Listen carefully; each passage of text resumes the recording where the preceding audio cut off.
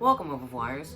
I've stated before that the Wii is my all-time favorite console because of multiple reasons, mainly because the library is accessible to every audience more than ever, but I'm not shy to point out the flaws behind it. The system was a souped-up GameCube. It was compatible with the controllers, games, memory cards, and was later removed to cut costs. In order to make up for it being so underpowered, its main gimmick was motion controls.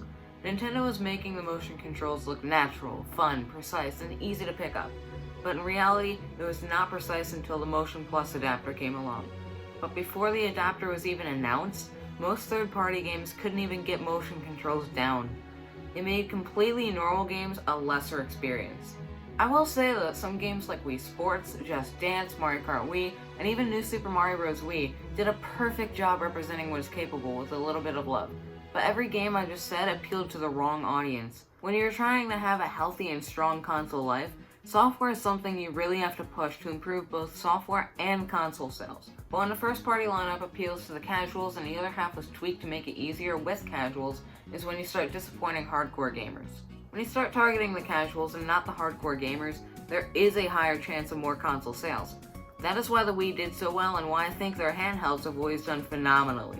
Even now, looking at the sales, every Wii owner had a little over 9 Nintendo-branded games, where the Switch has around 6. It could be because of the price difference going from $50 to $60, or it could be Nintendo shoving games down the casual throat with Wii Sports, Wii Sports Resort being packaged with the console, Wii Play and Wii Play Motion being basically $10 each, Mario Kart Wii having the Wii Wheel, and Wii Fit targeting people who want to start working out. If every Wii owner had those games, that already totals up to about 6 games by default. The Switch has pushed every game out there to be a success, which is why you don't see as many casual gamers playing it as the Wii. But why is the Wii being targeted towards the casuals a bad thing? Is it bad for sales? Is it bad for hardcore gamers? Is it bad for its future? Will it affect the next generation of Nintendo's consoles? The answer to all these questions? Yes.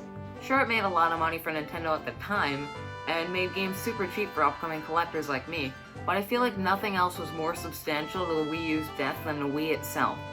I am aware that a lot of the Wii U's failure has to do with the tablet for a controller, library of games, quality of games, but I feel like this all would have been fixed if it was advertised properly and if its biggest competitor wasn't Nintendo themselves. Their primary audience at the time was the casuals, which affected them a lot. Most owners of the Wii ask themselves if they need a Wii U because it has the same games as my current system.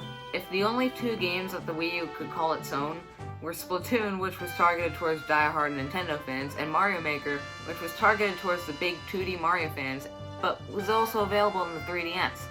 One could say that the reason games were made so poorly or assets were reused from other games was because the Wii U wasn't doing well. They didn't have enough money to fund bigger games. The lack of funding for bigger games only contributes more to my case on why the Wii U didn't do too hot. The system barely brought in any money, because its biggest competitor was a last-gen system with better quality games and a cheaper price tag. Targeting the wrong audience could have brought the entire company down if they decided to keep going with the Wii U, and it failed even harder than it already was. Alright, the Wii is my favorite console and probably will be for a long time, but having the primary audience being the casual gamers made the Wii U an unhealthy life.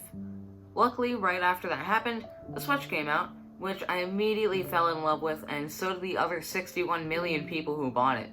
But just like everything else in life, the Wii was not a perfect system, and the legacy of casual gaming eventually took a massive toll on the company's overall health not long after.